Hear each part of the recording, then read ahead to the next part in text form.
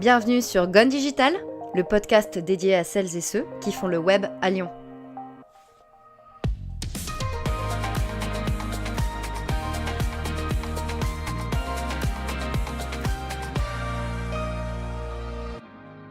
Bonjour à tous et à toutes, c'est Alice et vous écoutez le premier épisode de Gone Digital. J'ai le plaisir d'accueillir pour cette toute première interview une personne qui adore les fantômes, la couleur jaune et qui est super sympa. J'ai nommé Clarisse Gradgap, experte Snapchat et fondatrice de Snapology. Bonjour. Voilà, bonjour Clarisse déjà, comment tu vas ? Oh, ça va très bien. Ouais, tranquille, Ouais. Bah, super. Alors je vais te poser des questions, on va commencer par le début. Est-ce que tu viens de Lyon à la base ? Alors non, pas à la base. Je suis franc-comtoise à la base. Je me suis baladée pas mal et je suis lyonnaise d'adoption. Depuis que j'ai découvert Lyon, j'ai adoré cette ville et voilà, c'est là que je me D'accord. sens bien et j'ai bien envie d'y rester pour un petit bout de temps encore. D'accord, ça fait combien de temps que tu es à Lyon ? Ça fait 8 ans plus 2 ans. J'ai entrecoupé ça par un petit passage à Paris D'accord. qui m'a donné encore plus envie de rester à Lyon. C'est souvent le cas. Ok. Quelle relation est-ce que tu entretiens avec le web ? C'est un peu bizarre comme question, mais quand est-ce que tu as commencé à vraiment t'intéresser au web ? J'ai pas vraiment de souvenirs en fait parce que je pense que c'est quelque chose qui fait partie intégrante de ma vie depuis que ça a démarré. Si après j'ai des souvenirs de vieille avec les tout premiers Les modems ? les tout premiers modems qui faisaient du bruit, etc. Et voilà, quand il fallait qu'on compte les minutes qu'on passait sur Internet parce qu'on avait un forfait C'est ça. qui était d'1 heure ou de 2 heures et c'était très pénible parce qu'en plus les pages mettaient un temps fou à se charger. Donc voilà, je vais pas faire ma vieille non plus. Mais les débuts c'était ça et maintenant c'est complètement intégré dans ma vie. Je fais même pas attention, j'y suis tout le temps. Oui. Voilà, on me reproche des fois d'être un peu trop sur mon téléphone parce que c'est un peu la facilité d'avoir ça également dans la poche. Bien sûr. Mais je fais tout sur le web sans aucun problème. D'accord. Donc t'es vraiment t'as grandi avec le web, on va dire. Voilà, ouais. D'accord. Je te propose de commencer par le début. Et est-ce que tu peux nous parler un peu de tes études ? Alors mes études, moi j'ai fait des études dans la com, voilà, c'est quelque chose qui m'a toujours intéressée. D'abord un IUT Infocom et après un IUP Infocom et entre les deux une petite année en Irlande. Voilà, pour faire aussi apprendre l'anglais et voir d'autres choses. C'est hyper intéressant. Ouais. Donc voilà, du coup, un bac plus 4 en poche dans la communication, qui maintenant vaut plus grand chose puisque ça n'existe plus, ce niveau d'études-là.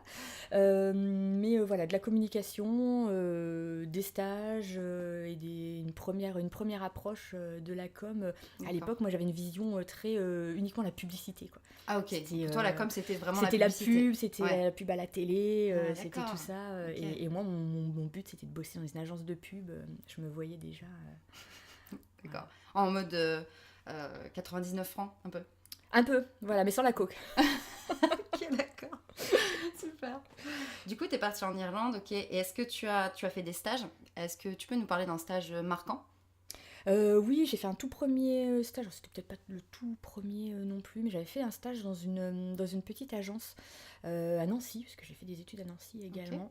Okay. Et c'était une petite agence familiale et finalement très très sympa, parce qu'à côté de ça, il y avait des agences avec des grands noms qui étaient en fait des petites agences de grands groupes et qui faisaient pas grand chose, qui faisaient des choses en local, mais voilà, elles avaient le grand nom, Publicis, etc. Oui. etc. Et finalement, je me suis retrouvée dans une petite agence hyper sympa, avec des gens passionnés par leur boulot et qui m'ont énormément appris, qui étaient extrêmement bienveillants et dont l'ambiance était vraiment extra. Et ça, c'était vraiment ma toute première expérience dans une agence et ça m'a beaucoup plu. Super. Ouais. C'était combien de temps ? Oh, ça devait être des stages de 2 mois à l'époque. Ouais, c'était pas énorme, mais c'était bien. Du coup, après tes études, est-ce que tu as commencé direct à bosser ? Alors, j'ai commencé directement à bosser, mais pas du tout dans la com, justement parce que j'ai commencé directement à bosser, en fait. Si je m'étais laissé le temps de trouver du boulot dans la com, j'aurais pas travaillé tout de suite. Moi, le but, c'était de travailler tout de suite. Je voulais être indépendante, donc j'avais besoin d'avoir de l'argent qui rentre. Donc, j'ai commencé à finalement... faire un boulot plutôt alimentaire. Comme beaucoup de gens. Oui.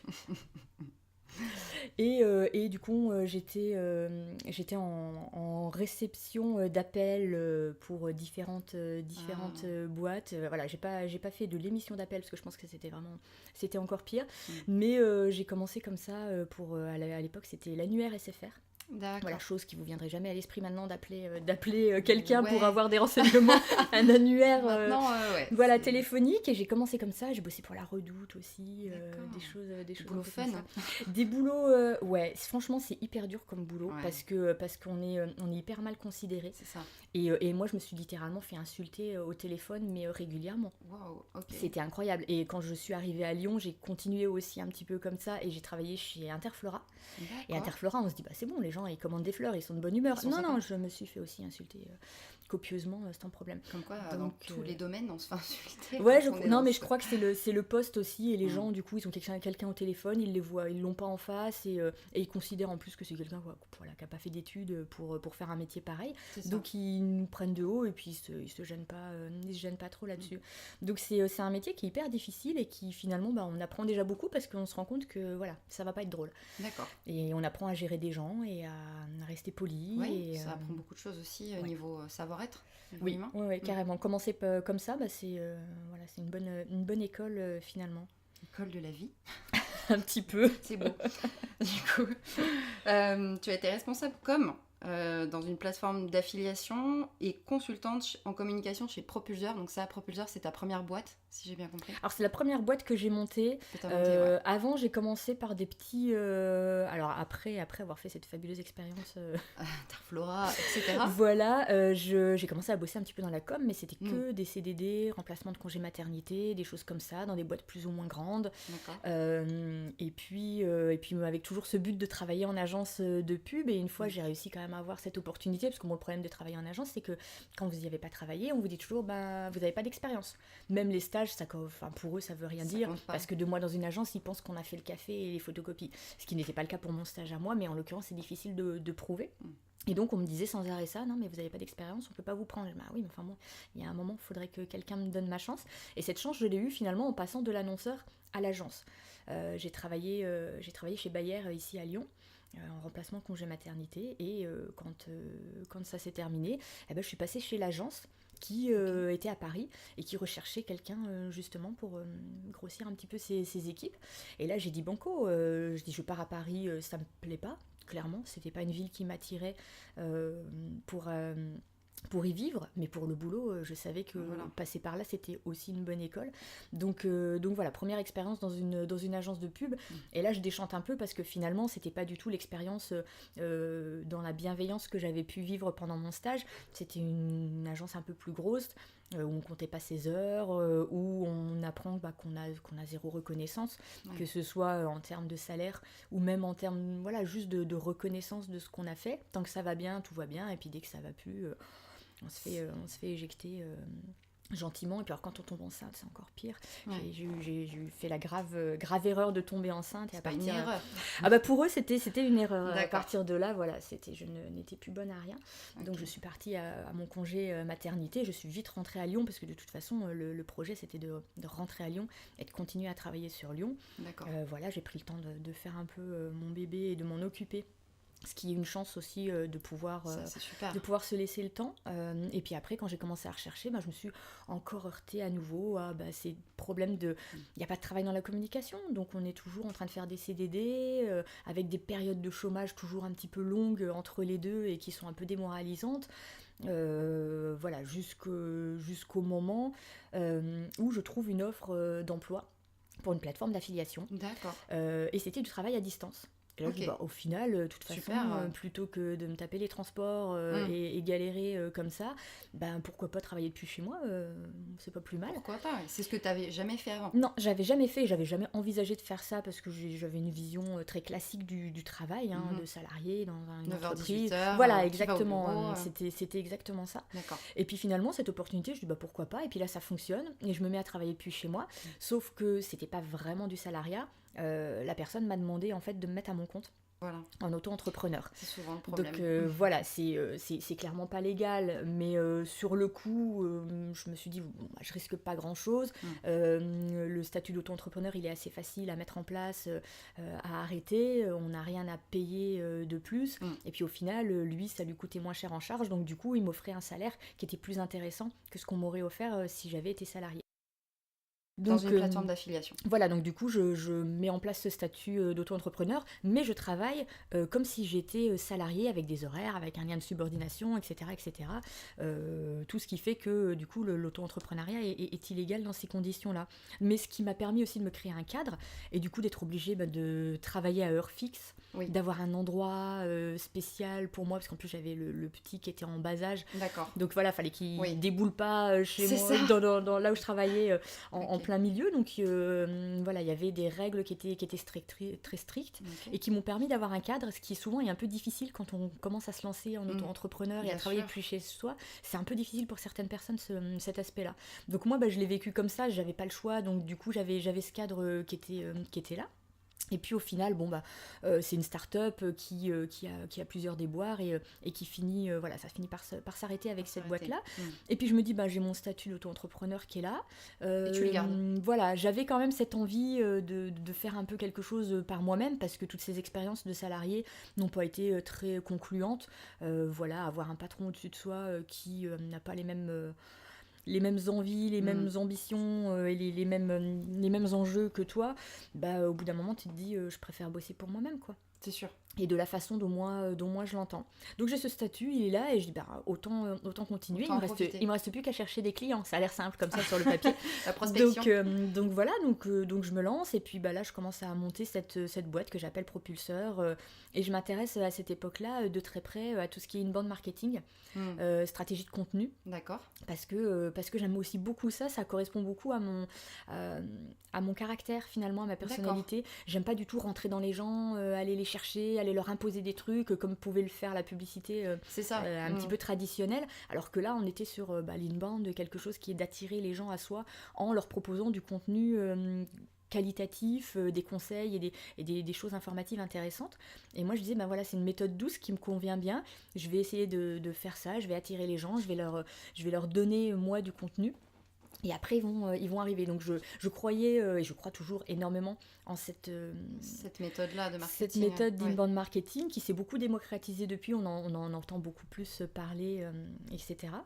Mais, et voilà, donc c'est la première expérience avec quelques clients par-ci, par-là. D'accord. Les premières difficultés de trouver les bons prix. C'est et ça. Bien évidemment, au départ, on se brade parce qu'on veut que tout le monde nous demande des prestations, sauf qu'on se rend compte qu'au final ça nous coûte plus cher finalement que ça nous rapporte. Bien sûr. Que c'est difficile après de négocier des prix quand on a commencé avec des prix ras du plancher. Donc voilà, on fait toutes ces petites erreurs de débutants et puis après on apprend et on commence à négocier, à apprendre aussi qu'on a une valeur.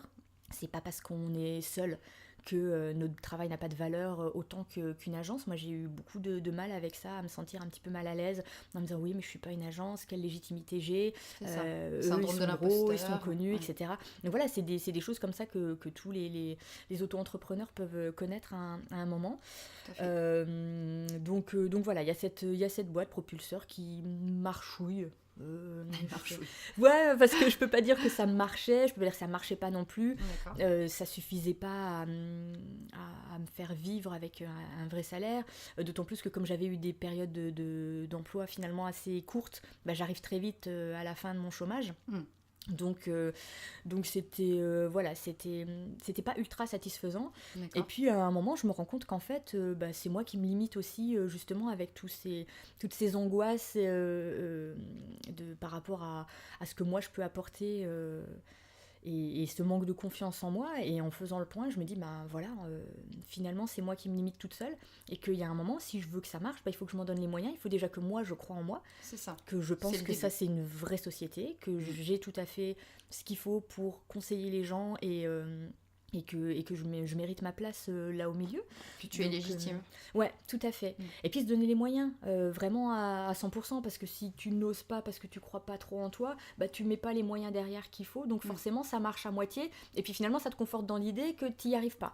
Donc c'est un peu le cercle vicieux. Donc à un moment tu dis stop, voilà, je fais un vrai beau site internet, je me lance avec une vraie, des vraies prestations, un vrai catalogue, et je crois vraiment quelque chose. Et puis à ce moment-là, c'est là que j'ai commencé à m'intéresser à Snapchat. D'abord dans le cadre de l'inbound marketing, parce que c'était un réseau social et qu'on utilise beaucoup les réseaux sociaux pour finalement faire connaître les contenus qu'on va faire.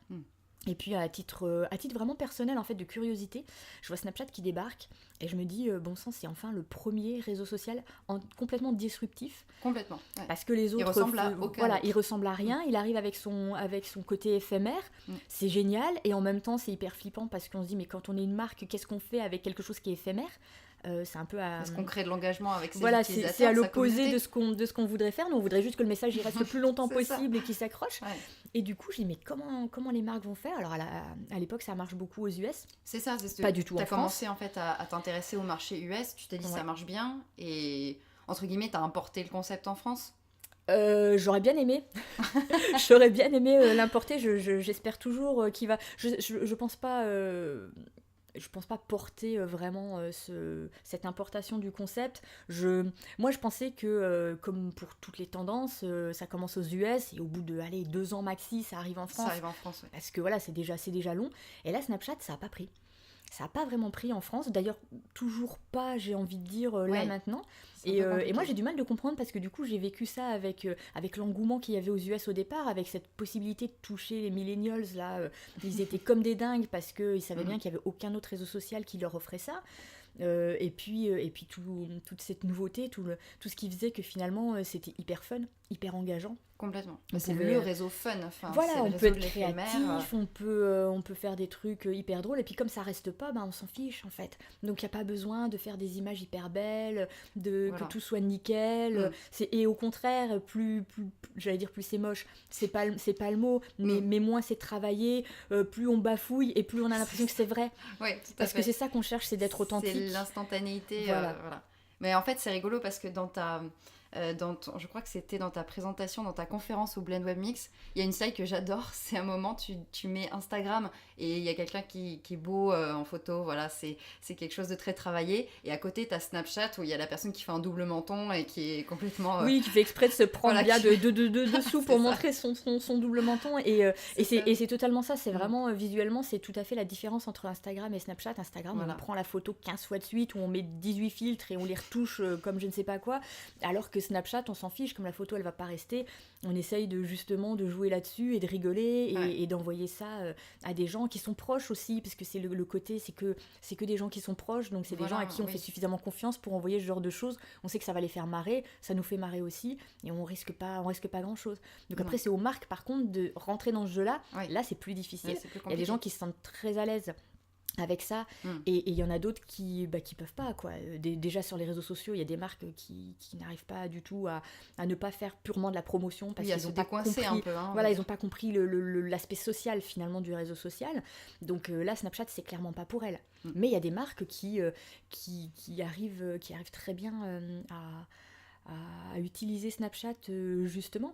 Mais c'est vrai que les premiers, ça a été les Américains, et ils avaient cette façon aussi de détourner les fonctionnalités. Au départ, quand on a suivi Snapchat en entier, au départ, c'était juste une appli, on prenait une photo et on l'envoyait, et on décidait combien de temps elle durait, entre 0 et 10 secondes. C'est tout. Il n'y avait aucune autre fonctionnalité.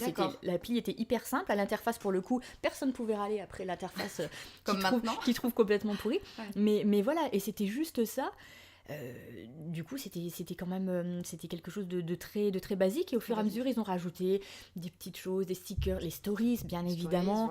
Voilà, ils ont rajouté plein de choses, et puis du coup, les gens ont commencé à comprendre qu'on pouvait détourner un petit peu certaines fonctionnalités, certaines limites. Donc ça demande beaucoup de créativité, beaucoup d'originalité, et puis ça demande aussi une envie finalement de connaître, pour justement avoir cette utilisation là.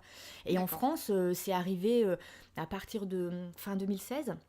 il y a eu une période où les marques ont commencé à arriver un petit peu sur Snapchat, on fait des tentatives de choses plus ou moins réussies.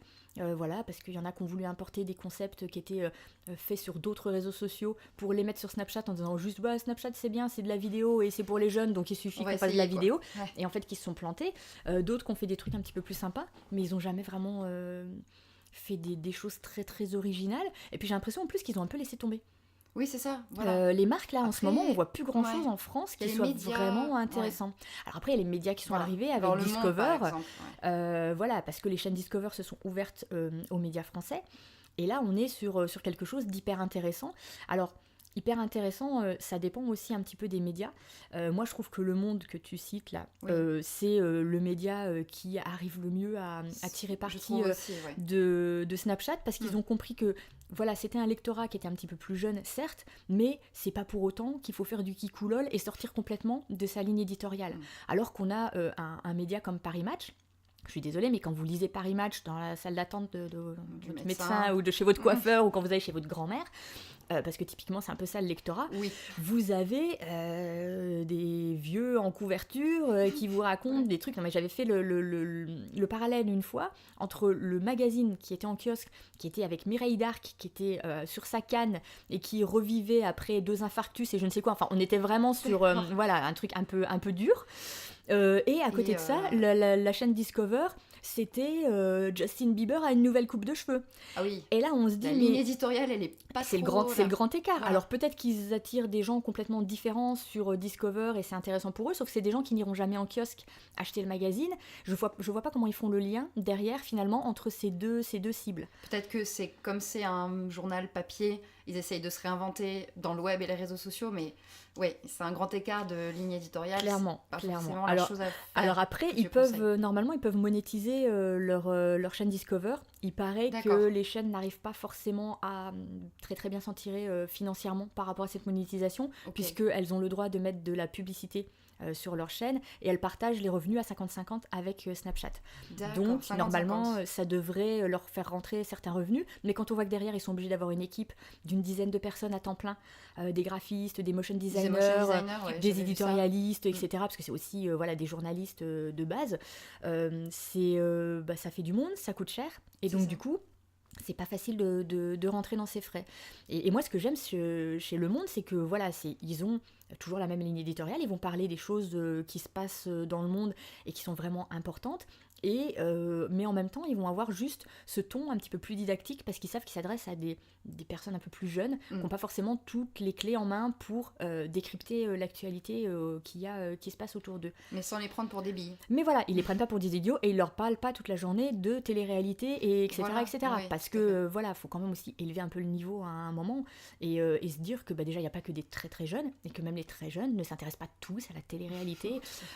Donc voilà, moi je trouve que le Monde a vraiment une chaîne Discover hyper intéressante et là où c'était encore plus intéressant, c'est qu'ils ont un compte à côté. Et que le compte est entièrement complémentaire. Depuis peu de temps, ils font sur le compte une espèce d'édition à la mi-journée, parce que Discover, ils sortent l'édition le soir, je crois, à 18h ou 17h. Et à la mi-journée, ils font une édition finalement sur leur compte, et ils renvoient vers un article de leur site, ce qui aussi est intéressant parce que sur Discover, finalement, ça reste fermé sur la plateforme Snapchat et on ne peut pas se sortir de là. D'accord. Donc là, au moins, ils renvoient sur leur site, ils mettent un article qui est susceptible d'être intéressant pour tout le monde. Et puis, ils font un petit teasing de l'édition du soir sur Discover en disant, voilà, ce soir, on parlera de tel sujet. C'est intelligent. Et ça, c'est une belle complémentarité entre le compte et la chaîne Discover. D'accord. Donc c'est assez intéressant. Après, parler des chaînes Discover, c'est un petit peu spécifique parce que c'est un partenariat avec Snapchat. Il n'y a pas tous les médias qui sont dessus. Non, voilà, il faut vraiment avoir le droit d'être dessus et c'est un peu compliqué, donc c'est pas accessible à tout le monde, malheureusement. Mais avoir un compte, c'est accessible à tout le monde. Sur Snapchat, vous avez un compte, il n'y a que un compte normal, il n'y a pas de compte pro, compte de marque ou compte perso. Comme sur Instagram où il peut y avoir un compte pro par exemple, ou sur Facebook, voilà. Une page. Non, là c'est un compte, c'est un compte utilisateur. Vous pouvez être une marque ou n'importe quel utilisateur, vous avez le même compte pour tout le monde, avec plus ou moins les mêmes fonctionnalités. Maintenant ils commencent à mettre en avant un peu plus les influenceurs et à leur donner d'autres fonctionnalités, mais le compte reste le même. D'accord. Là on a beaucoup parlé de Snapchat et en 2016 tu as fondé Snapology.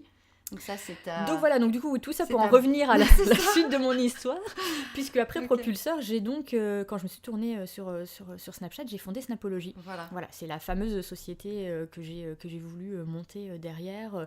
Et je me suis dit, voilà, ça fait quasiment 2 ans que je regarde tout ce qui se passe sur Snapchat De aux près ou US. de loin, Comment est-ce voilà. que les marques l'utilisent, comment elles Mm. engagent dessus. J'avais tout gardé, j'avais tout screenshoté, parce que bien évidemment, c'est éphémère. Donc j'ai une bonne grosse veille déjà hyper importante sur... C'est hyper intéressant que tu aies fait ça. Voilà, en fait. sur Ouais. mon ordi. Mais en fait, je l'ai fait sans vraiment savoir à quoi ça allait me servir. C'est juste parce que ça m'intéressait tellement que j'avais envie de le garder.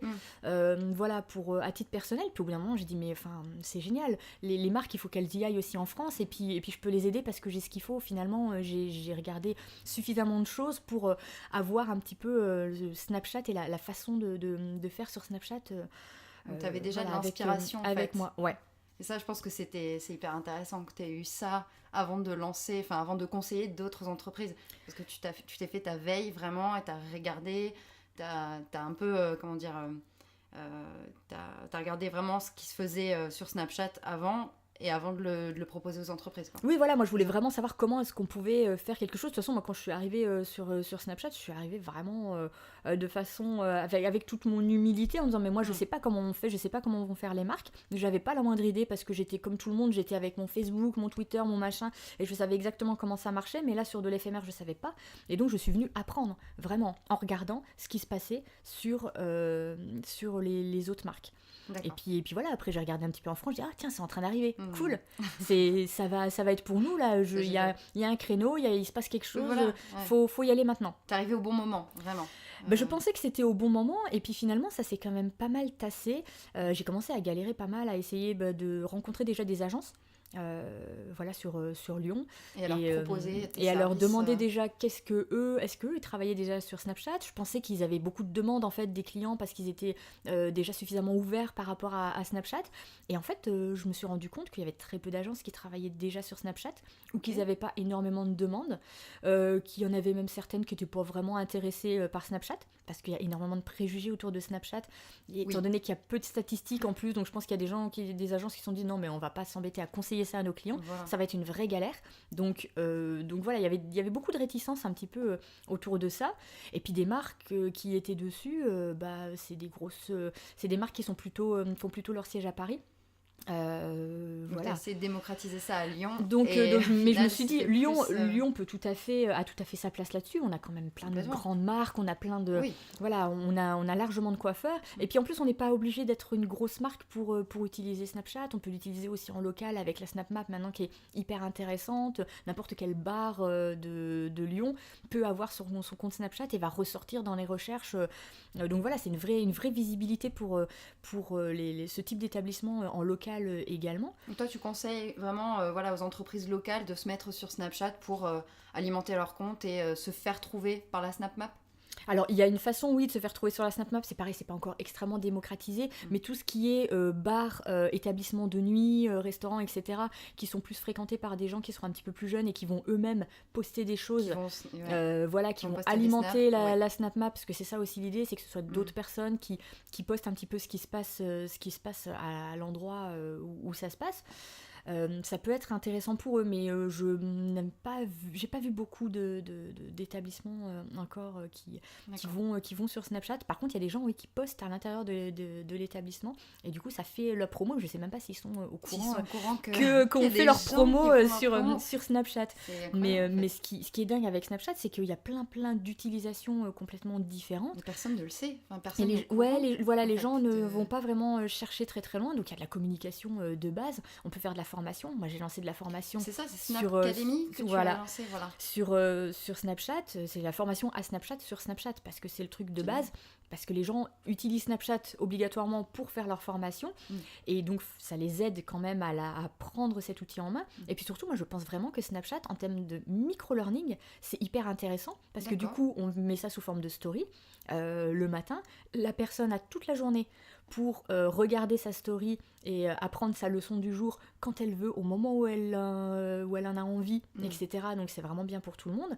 Et puis après, il y a plein d'outils également qui permettent d'échanger directement avec quelqu'un qui va pouvoir donner des petits exercices, donner des informations complémentaires. Et il y a plein d'autres outils qui peuvent être utilisés vraiment pour faire de cet outil une plateforme de formation hyper intéressante et très ludique. C'est ça, Voilà, donc futur de l'e-learning un peu.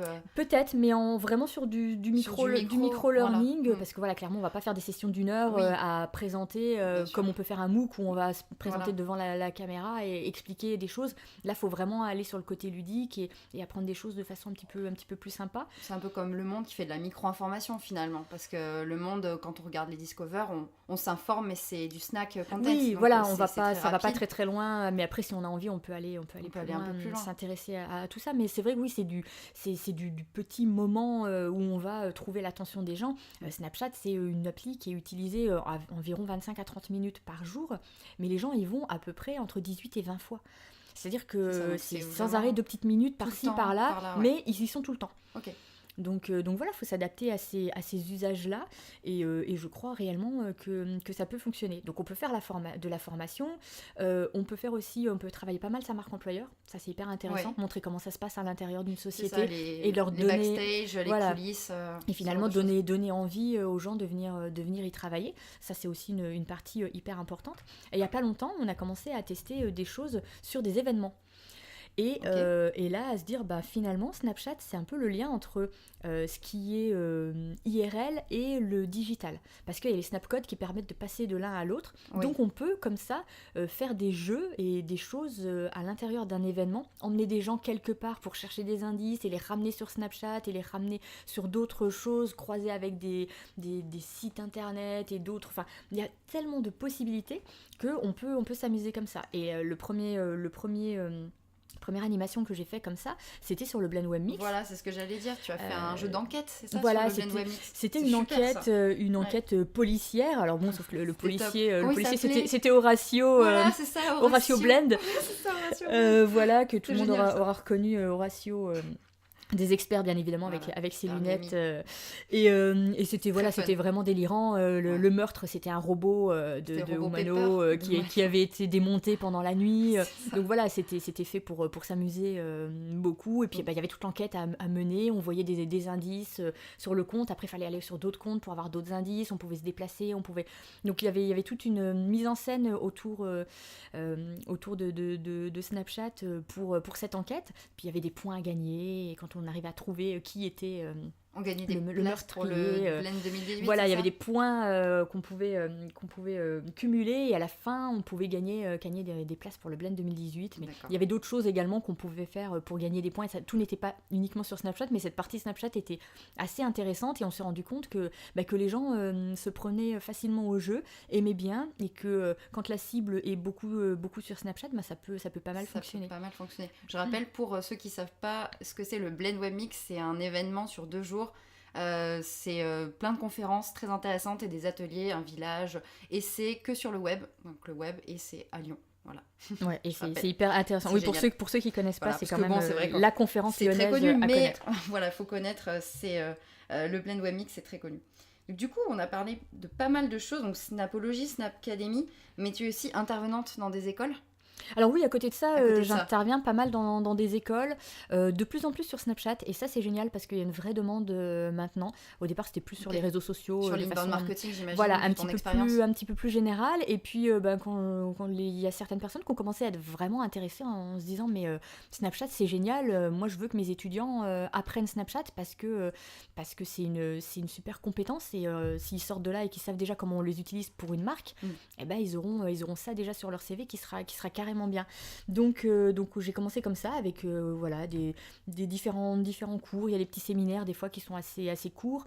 Il y a des cours qui sont beaucoup plus longs où on va très en profondeur, on travaille sur des projets, etc. Et il y a même un accompagnement d'une école qui se fait en mode coaching pour créer le compte Snapchat de l'école. Super. Et c'est les élèves qui s'en occupent, mais moi en fait je les coach derrière. Tu les coaches derrière, tu leur dis ce qu'il faut faire ou pas, les bonnes pratiques. Je leur montre un petit peu ce que les autres font, j'essaie de leur donner de l'inspiration. Les aider un petit peu, et puis surtout c'est de leur donner une posture vraiment professionnelle, parce que le but c'est de dire vous êtes une agence et votre client c'est l'école. Donc on n'est pas du tout dans l'école, machin, je veux ma note et tout ça, on s'en fiche de vos notes, c'est vous êtes là pour monter ce compte Snapchat de l'école.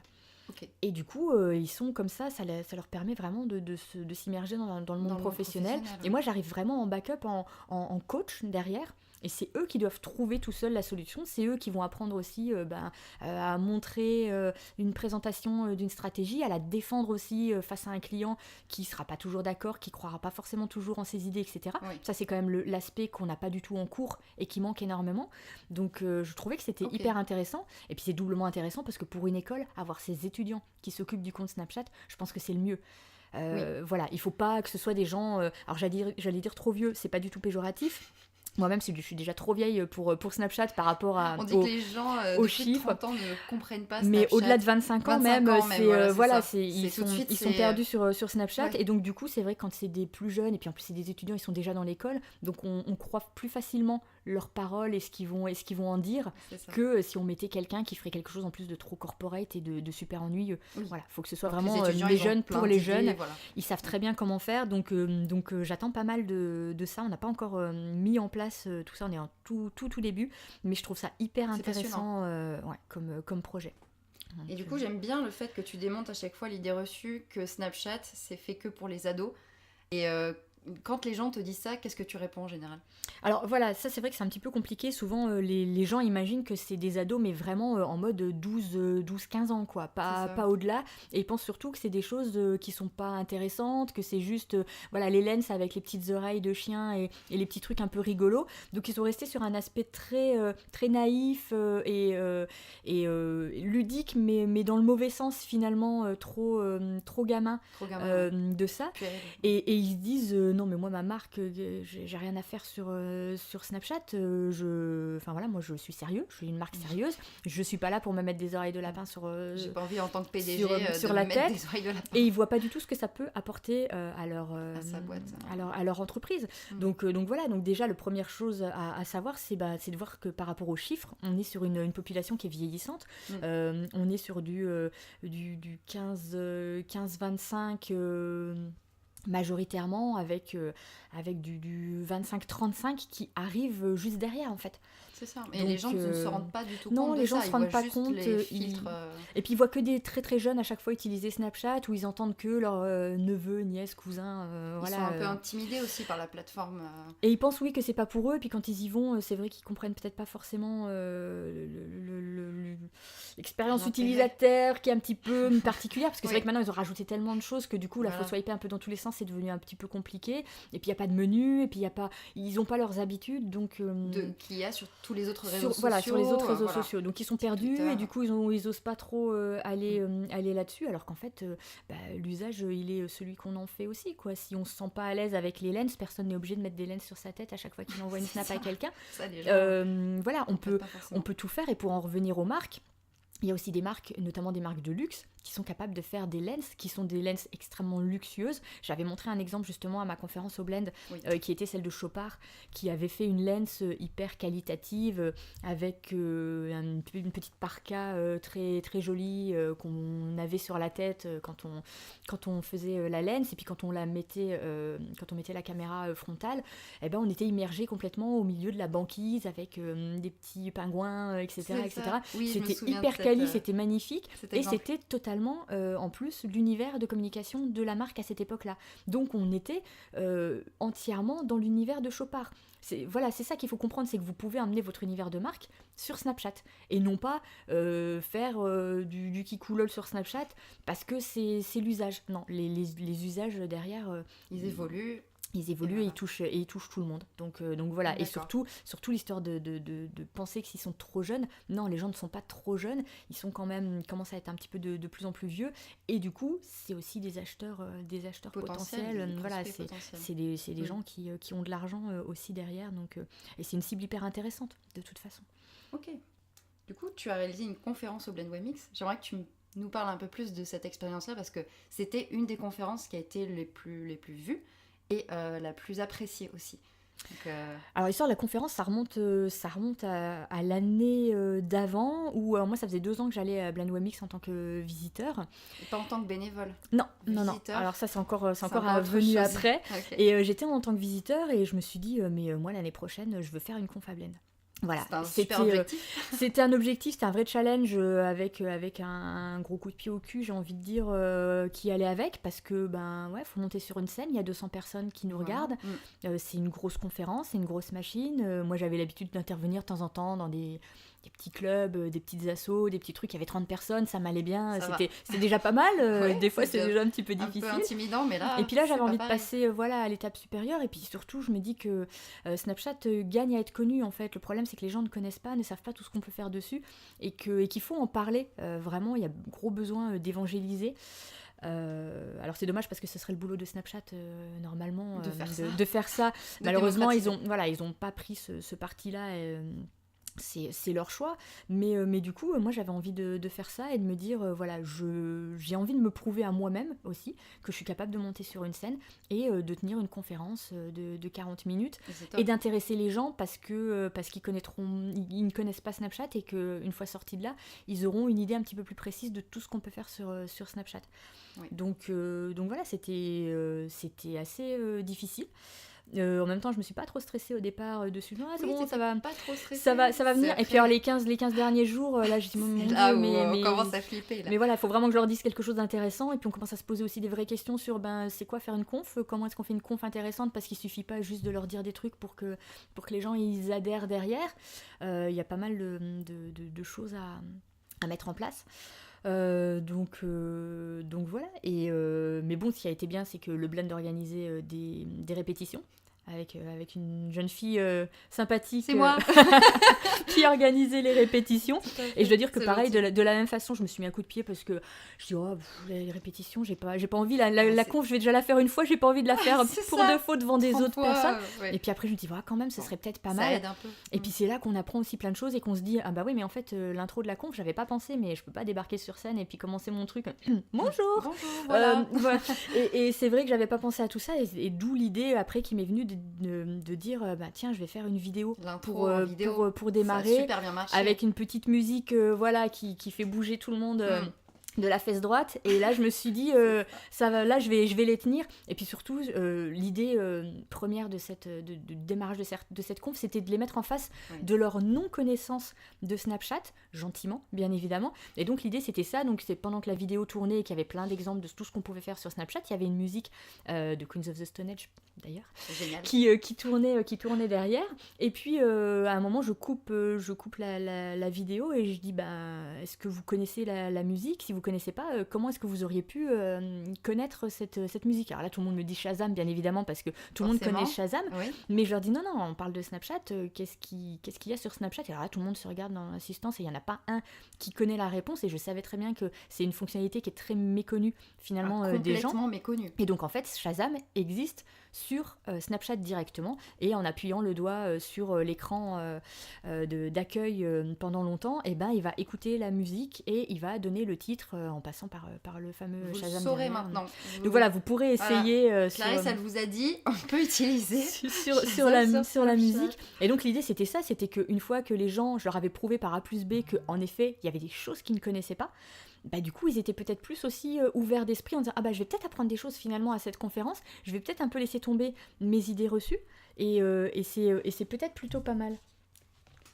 Donc l'idée c'était de démarrer comme ça, et cette vidéo du coup je me suis dit mais voilà, ça va, en plus ça va les mettre dans le bain, ça va les faire se taire aussi un petit peu parce qu'il y a toujours le début de la conférence, on dit excusez-moi, est-ce que vous pourriez m'écouter? Voilà, c'est un peu nul quand même quand il y a 200 personnes. Là au moins ils se sont tous tus et j'ai pu prendre la parole derrière et démarrer mon truc et je me suis éclatée. Je flippais comme une malade avant. Clairement là au début j'étais pas hyper fière, et dès que je vois que ça commence et que les gens m'écoutent et que les gens réagissent comme je l'attendais, etc. Là derrière, après on n'y pense plus du tout, on s'éclate, et c'est même trop court limite à la fin. Et après c'est une grosse fierté finalement d'avoir fait cette conf aussi. Moi je la trouve je trouve ça hyper intéressant. Et puis les gens sont venus derrière en me disant mais on connaissait pas ça du tout, on savait pas qu'on pouvait faire autant de choses. Donc j'aime bien l'engouement que ça crée derrière, parce que les gens disent Snapchat en fait il y a des trucs à faire. Alors après ça suffit pas parce que souvent ça retombe derrière, le soufflet retombe un peu, mais c'est un peu l'engouement du sur le coup ils se disent c'est génial, et puis après ils reviennent sur des trucs, oui mais en fait j'ai pas le budget pour ça, parce que d'abord mon budget il va aller sur Facebook, Twitter, Instagram, et après s'il m'en reste j'irai sur Snapchat. Donc voilà, c'est pour ça que ça ne continue pas, mais ils ont quand même ça dans un coin de leur tête en disant ouais, finalement, il y a peut-être des choses à faire sur Snapchat. Et des fois, ils arrivent à avoir des idées assez précises quand ils voient des exemples qu'ils peuvent s'approprier et remettre dans leur domaine à eux. Ah ouais, ça pour mon produit, ce serait super bien. D'accord. En fait, je rappelle le titre de ta conférence si vous voulez aller la voir sur, il me semble que c'est sur le YouTube de Blend Webmix, Oui. elle y est. Ça s'appelle la recette secrète de Snapchat pour les marques et elle est super. Vraiment, c'est une conf à regarder. Je la conseille très fort. Merci. Je me demandais, qu'est-ce que tu penses de la nouvelle interface Snapchat? Parce qu'elle a changé récemment. J'aimerais bien avoir ton avis dessus. Alors, c'est un gros sujet, le fameux redesign de Snapchat qui a été annoncé fin d'année dernière, qui a mis très très très longtemps à être déployé. Et on le rappelle, donc à la base, ce redesign il a été annoncé parce que Snapchat n'avait pas de bons résultats depuis qu'ils sont introduits en bourse. À chaque fois, ils déçoivent leurs investisseurs ouais. chaque trimestre avec des résultats qui sont en dessous un des peu comme attentes. Twitter, voilà, donc c'était un petit peu difficile. Ils commençaient vraiment à être un peu sur la pente raide. Quoi. Ouais, peu... sur la pente descendante, accusés de partout. En plus, copiés par Instagram qui, ayant déjà beaucoup plus d'utilisateurs, forcément, c'est assez facile de prendre toutes les fonctionnalités qui marchent et puis de les mettre directement dessus. Oui. Donc ils étaient très embêtés et puis ils se rendaient compte que finalement leur interface elle était un petit peu complexe, il fallait swiper un coup à gauche, un coup à droite, deux coups à droite, un coup en haut, un coup en bas, et au final les gens étaient complètement perdus. Donc il y avait trop d'interfaces, il y avait trop de fonctionnalités, trop de sections finalement, donc ils ont voulu ramener à 2 sections au lieu de 3 et ils se sont dit voilà, maintenant quand on va aller à gauche ça va être les amis uniquement. On ramène tous les amis du même côté et il va y avoir les stories et les chats, les discussions en privé au même endroit. Et puis sur la partie droite, on va mettre tout le reste, toutes les chaînes Discover, toutes les marques qu'on suit, les live stories également qu'ils font. Et puis on va mettre en avant également les influenceurs qui ne seront pas forcément suivis par les gens, mais ça va être une façon aussi de les mettre en avant, d'avoir un reach un petit peu plus important pour les influenceurs. Souvent, les influenceurs ont beaucoup reproché à Snapchat qu'ils faisaient rien pour les aider, ils n'étaient pas trouvables ni sur la recherche, ni quoi que ce soit, donc c'était un peu compliqué. D'accord. Donc ils se sont dit, voilà, le redesign, ça va être ça, et à la base, on va vouloir simplifier un petit peu ça pour avoir des utilisateurs justement un petit peu plus vieux, accélérer un petit peu cette acquisition sur une tranche d'âge un peu plus âgée. Et voilà l'idée de départ. D'accord. Sauf que quand ça a commencé à arriver, les utilisateurs ont dit « Oui, mais alors là, ça va pas du tout, parce que comme les stories sont au même endroit que les messages que j'envoie, et du coup, je les vois pas. Et puis surtout, la grosse nouveauté, c'est l'algorithme. C'est-à-dire qu'avant, Snapchat, c'était le seul réseau social qui n'avait pas d'algorithme. Donc, il suffisait de poster. Si on était le dernier à poster, on était tout en haut. C'était génial parce que quand on connaît l'algorithme de Facebook, qu'on s'arrache grave les cheveux, on est bien content de se dire finalement il n'y a pas de tri, je poste en dernier, je suis là. Donc c'était hyper facile. Et là maintenant il y a un algorithme parce que du coup il y a commencé à y avoir aussi beaucoup de contenu et que Snapchat veut être le plus efficace possible et se dire quand vous ouvrez votre appli, il faut que vous trouviez en premier les gens avec qui vous interagissez le plus. Mais du coup ça veut dire que si vous interagissez pas avec certaines personnes mais que vous aimez bien regarder leurs stories, les stories des fois sont un peu enterrées au fin fond de l'appli, donc il faut scroller un peu éternellement. Il y a même des gens qui ont dit mais non, mais en fait il y a des stories je les vois plus du tout.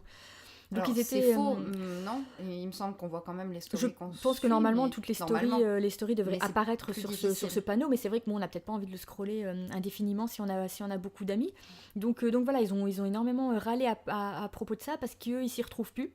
C'est vrai que c'est un petit peu compliqué. Moi, ce qui me gêne plus, c'est la partie média qui va mélanger les chaînes Discover, les comptes de marque qu'on suit mais qui nous suivent pas en retour, les influenceurs, surtout que les influenceurs en France, je suis désolée, mais c'est des gens de la télé-réalité qui, il faut dire, ne m'intéresse pas du tout. Oh, il y a Bruno Maltor que j'aime beaucoup comme influenceur. Oui, mais lui, je le suis déjà. Ah ouais, c'est ça. Alors, donc c'est normal qu'il soit dans mon flux. Exactement. Mais par contre, les personnes de télé-réalité qu'on me met comme ça...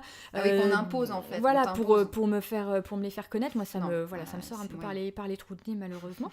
Mais, et puis, du coup, il n'y a plus la mise en avant. On ne sait plus faire la différence entre les comptes qu'on suit déjà, ceux qu'on nous propose mais qu'on ne suit pas, les chaînes Discover qui sont un peu enterrées au milieu, Moi, je me suis posé la question de savoir si les chaînes Discover allaient pas, Allez pas disparaître. Hein. faire un petit peu la gueule, surtout parce que voilà, quand on voit ce que ça leur coûte et puis que finalement elles sont plus mises en avant. Donc, par contre, on n'a rien entendu de façon officielle, mais peut-être qu'il y a des choses qui se sont dites de façon officieuse avec Snapchat. Enfin, moi, j'aurais pas été très très contente d'être là au milieu. Et puis, comme on prend un média justement comme Le Monde dont on parlait, qui eux ont une chaîne Discover. Et c'est le seul média vraiment journal à avoir cette chaîne Discover. À côté de ça, Le Figaro a un compte Snapchat. Mais du coup, maintenant qu'il y a ce redesign, je peux très bien avoir accès à la story du Figaro avant celle du Monde. Alors que Le Monde a quand même plus de dépenses. Il y a pas forcément un vrai partenariat, etc. Voilà. Donc voilà, il y a ça qui est un petit peu plus fouillis à ce niveau-là. Mais je pense qu'ils vont apporter ce qu'il faut pour faire des petites modifications pour que ce soit un petit peu plus simple, mais ils ne reviendront pas à l'ancien design. Voilà, ça faut arrêter les rumeurs et les choses comme ça. Ils ne le feront pas. Et puis surtout, oui, il y a une pétition qui circule en ce moment. Oui, il y a plus d'1 million de signatures. 1 million de signatures sur cette pétition. Néanmoins, le nombre d'utilisateurs de Snapchat, c'est 187 millions. Voilà, donc vous faites un petit pourcentage rapidement et vous vous rendez compte que 1 million sur 187 millions, c'est rien du tout. Donc oui, quand on dit comme ça 1 million, on se dit mais c'est énorme, en fait tout le monde râle. Non, tout le monde ne râle pas, il y a 1 million de râleurs. Les râleurs, c'est toujours c'est le lot de tout le monde. Dès qu'on fait un changement, les gens râlent. Rappelez-vous du changement de logo d'Instagram. Tout le monde criait au désespoir. Le logo des iguales. C'était honteux, ils allaient tous supprimer l'appli. Bon, finalement tout le monde s'y est fait tranquillement, surtout qu'un logo c'est quand même pas... voilà. Mais voilà, les gens râlent, c'est comme ça, c'est par principe. Donc là, quand on est en plein dedans, on a vraiment l'impression que c'est terrible et que tout le monde est en train de quitter Snapchat et qu'ils vont mettre la clé sous la porte. C'est pas le cas. Non. Les gens sont pas encore partis. Et au contraire, Snapchat annonce encore des chiffres disant que ils prennent des utilisateurs à Facebook. Ils vont continuer d'en prendre. Il y en a aussi qui partent également sur Instagram. Mais ils sont encore vraiment en premier lieu là-dessus, et notamment sur la cible jeune qui n'a plus grand-chose à faire sur Facebook, ne se retrouve plus. Voilà, se retrouve plus vraiment sur l'utilisation, Facebook, et c'est ses grands-parents surtout. C'est ça en fait, Facebook, un petit peu angoissant. Mais voilà, et donc du coup les gens, ces jeunes-là, ils quittent Facebook et ils viennent toujours sur Snapchat. Et puis Snapchat est en train parallèlement de sortir plein de fonctionnalités. Les gens se rendent pas compte, mais il y a un bel avenir qui s'ouvre à Snapchat par rapport à des fonctionnalités qui viennent de sortir, notamment des statistiques. Il y a beaucoup de statistiques, pour l'instant c'est pour les influenceurs, mais je pense qu'ils vont les ouvrir à tout le monde, et ça c'est ce qui manquait énormément. Bon, il n'y a toujours pas le nombre de followers qu'on a, mais ça c'est leur truc à eux. Oui, mais peut-être qu'il ne faut pas faire le ratio finalement par rapport au nombre de followers, mais juste se concentrer sur les gens qui nous suivent et les gens qui interagissent avec nous. Moi je trouve que c'est une mine d'or Snapchat pour ça, c'est les gens engagent très facilement avec nous, même si c'est une marque, ils se sentent hyper proches et ils vont aller poser des questions, ils vont aller raconter des trucs, et on récupère des insights hyper intéressants à ce niveau-là. Donc ça, c'est la partie statistique super bien qui arrive. La partie e-commerce, je ne sais pas si vous avez fait attention, mais Snapchat a lancé une chaîne e-commerce pour du merchandising à eux. Alors, c'est des petites pluches, c'est un sweatshirt avec la tête du fantôme. Voilà, ça vaut ce que ça vaut. Je ne sais pas s'il y a beaucoup de monde qui va vraiment avoir envie de porter ce sweatshirt. Pourquoi pas ? C'est disponible uniquement pour le moment aux US. Mais, en tout cas, ça montrait quoi ? Ça montrait qu'il y a des possibilités de lancer du e-commerce directement sur Snapchat. On pouvait mettre directement dans le panier, et puis après on payait et on mettait et on se faisait livrer, on ne sortait pas de Snapchat. Et ça, c'est une fonctionnalité qui est en train de sortir, parce que là ils ont déjà sorti aux US il y a 2-3 jours, hier peut-être, une paire de Nike Air Jordan en vente exclusivement sur une chaîne comme ça, sur Snapchat. Ça a été sold out en 23 minutes. 23 minutes, c'était voilà. Bon, alors après, ils ont des fans qui sont un peu hardcore sur les baskets de ce style-là. Néanmoins, on voit la puissance que peut avoir Snapchat en faisant du e-commerce, et je pense que ça va s'ouvrir demain, et avoir une chaîne Snapchat avec la possibilité de montrer un petit peu les produits au quotidien portés, etc., avec un truc un peu lifestyle et beaucoup, vraiment hyper intéressant. Et de la même façon, puisqu'on va swiper entre les stories, on va regarder un peu ça, ah tiens, ça me plaît, allez hop, tac, j'achète, je mets dans le panier. C'est hyper, c'est très intuitif en fait, très intuitif.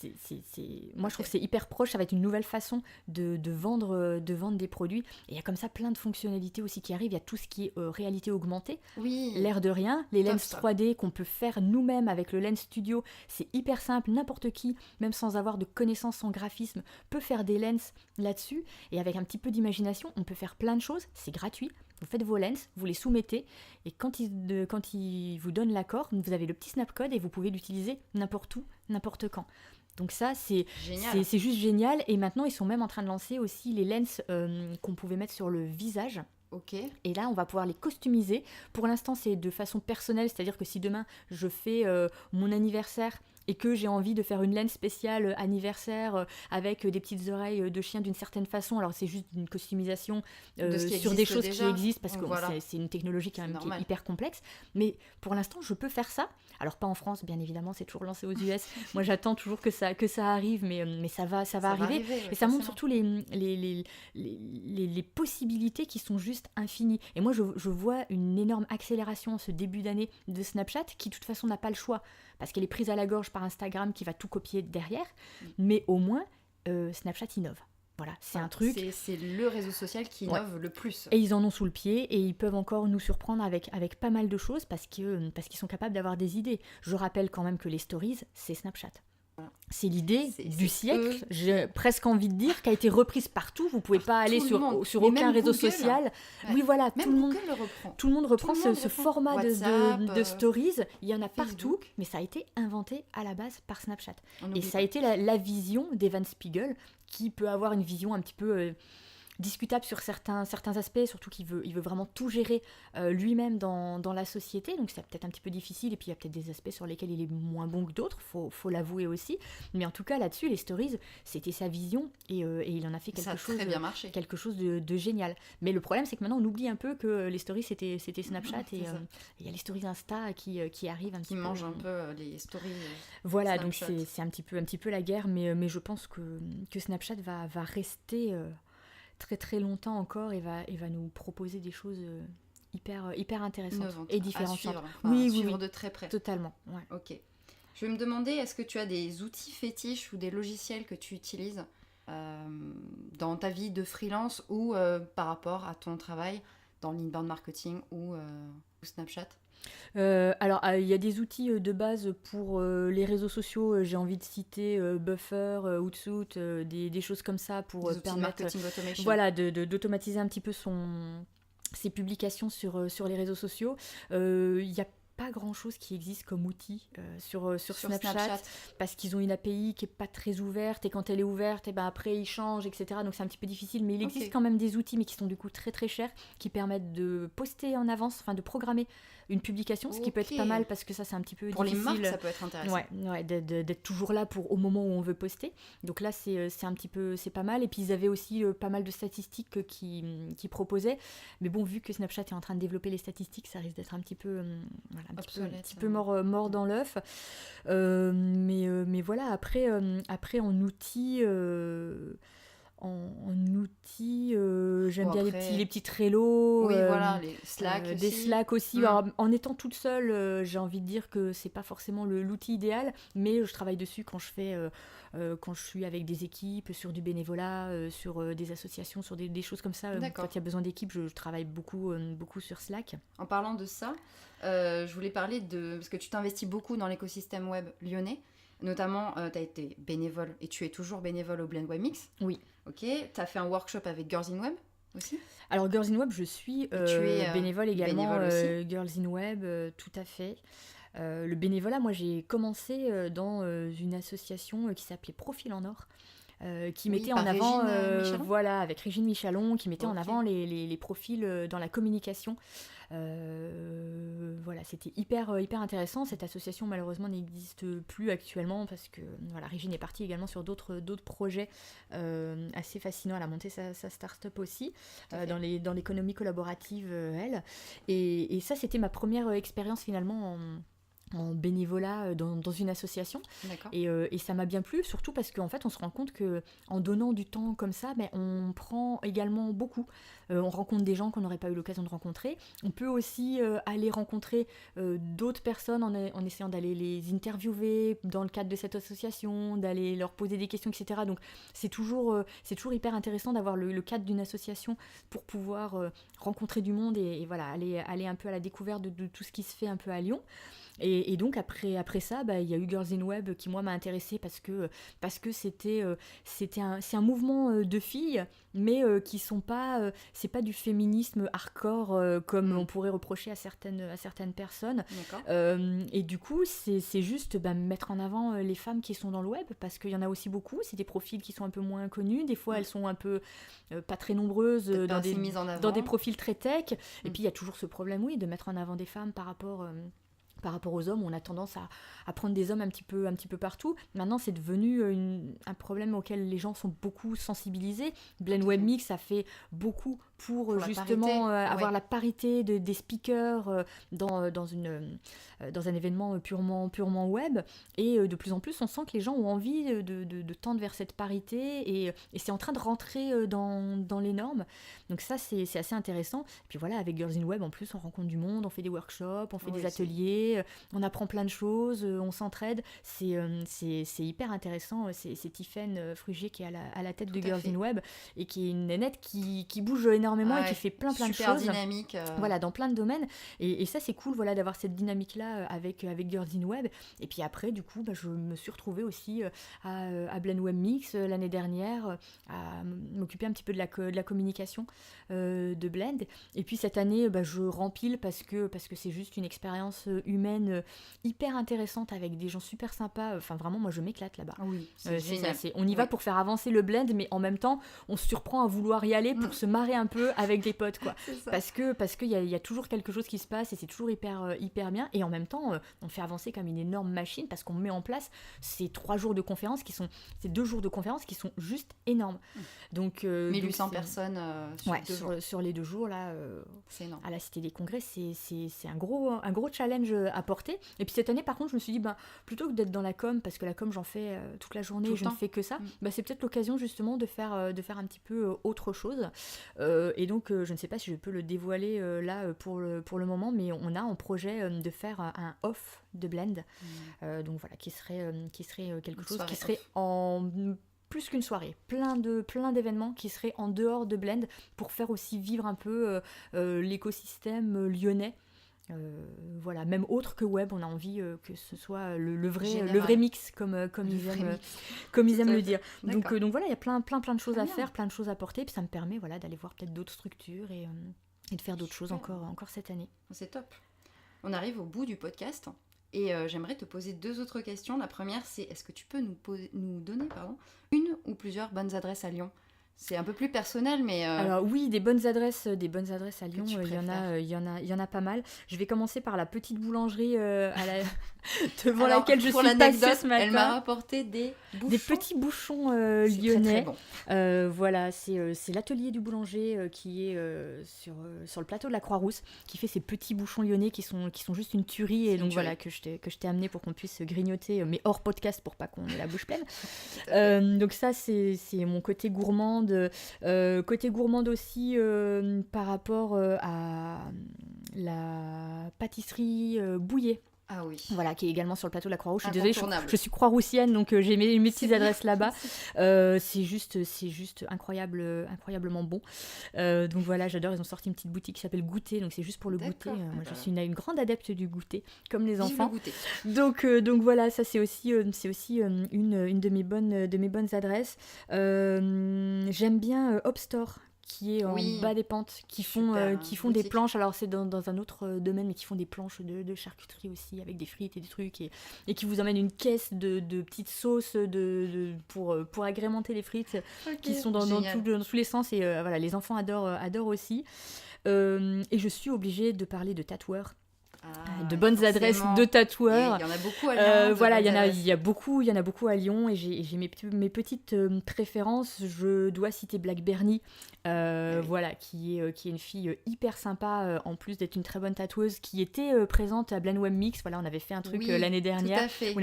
On a fait venir la tatoueuse qui était sur place et qui a hyper bien marché. D'ailleurs, la pauvre, elle a tatoué toute la journée, non-stop. D'ailleurs, je me suis fait tatouer là-bas également pour. Tu t'es fait tatouer quoi déjà ? Pour ma conférence, c'est un petit ghast de Minecraft. Ah, c'est ça. Voilà, super. c'était des petits trucs un peu geek comme ça, ouais. trop marrant. Donc voilà, Black Bernie à suivre sur Instagram, parce que je ne sais plus où elle est exactement localisée en ce moment, parce qu'elle bouge un petit peu. Donc voilà, suivez-la sur Instagram, c'est le meilleur moyen de la trouver. Okay. J'aime beaucoup Subsonic également, qui est à Blackhorn, dans le 7e. Oui, okay. Voilà, très bon tatoueur également. Il me manque Pandido, le dernier qui m'a tatoué à la Saint-Valentin. Ne me demandez pas pourquoi je me suis fait tatouer à la Saint-Valentin. Voilà, parce qu'il faisait des flashs avec des choses. C'est du old school, pur old school. Lui, il est dans le premier, en bas des pentes. Voilà, dans un super studio, il fait des trucs old school vraiment très très beaux.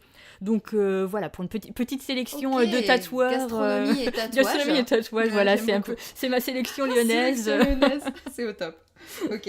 Et pour finir, j'aimerais bien que tu nous parles d'une chose qui t'a soit inspiré, soit ému, soit réjoui ces derniers temps, que ce soit un livre, un site web, une conférence, je sais pas, un influenceur sur un réseau social, ce genre de choses. Alors, il y a un livre que je suis en train de lire en ce moment, en dehors du livre qui parle de Snapchat, sur les débuts de Snapchat. Il y a un livre qui vient de sortir, là, je l'ai pas encore commencé, il est en anglais, mais ça révèle des choses assez croustillantes, mais bon, c'est plus pour le côté un peu coulisses de comment a été créé Snapchat. D'accord. Et moi, le bouquin que je suis en train de lire aussi également, alors je suis en train de lire toujours plein de livres, je commence plein de livres, mais je les finis jamais, j'ai pas beaucoup de temps pour lire. Souvent le cas.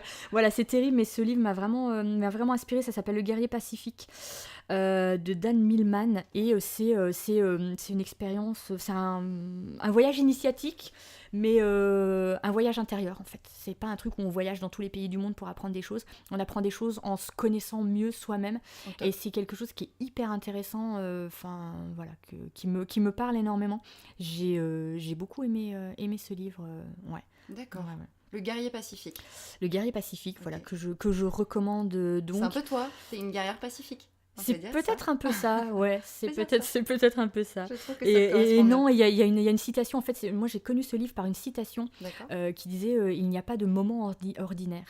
Et je ne sais plus qui a dit cette citation-là un jour, et du coup j'ai recherché après derrière, je me dis en fait c'est tiré d'un bouquin qui est hyper intéressant, et ce côté « Il n'y a pas de moment ordinaire », je trouve ça fabuleux, parce que c'est ça la vie, quoi. C'est de faire de chaque petit moment des choses assez incroyables. Et finalement, c'est à vous de faire de ça quelque chose de bien. Peu importe ce qui se passe et ce qui vous arrive. Et après, sinon, tout ce qui est inspirant, moi, je vais le chercher du côté de la musique. Voilà, j'aime beaucoup écouter la musique, j'aime beaucoup assister à des concerts. Voilà, d'ailleurs, c'est pas une adresse, mais je recommande très fortement. Enfin, c'est pas une adresse. Le festival de Fourvière. Oui, mais normalement tout le monde connaît à Lyon. Sur Lyon, les nuits de Fourvière, mais c'est juste incroyable cet endroit. Voilà, c'est un endroit qui est tellement beau. Sauf quand il pleut, mais j'ai eu de la chance, je suis jamais tombée sur un concert où il pleuvait des corps, parce que ça peut être un peu dommage, mais sinon quand il fait beau, on est bien, on est dehors, l'acoustique est géniale, la vue est géniale, peu importe où vous vous mettez, vous voyez tout, et ils ont des concerts assez incroyables. J'ai vu des artistes voilà, très très intéressants là-bas, et moi j'aime beaucoup écouter de la musique également. Je trouve ça assez inspirant. Merci beaucoup, Clarisse. C'était pas un moment ordinaire, on peut le dire.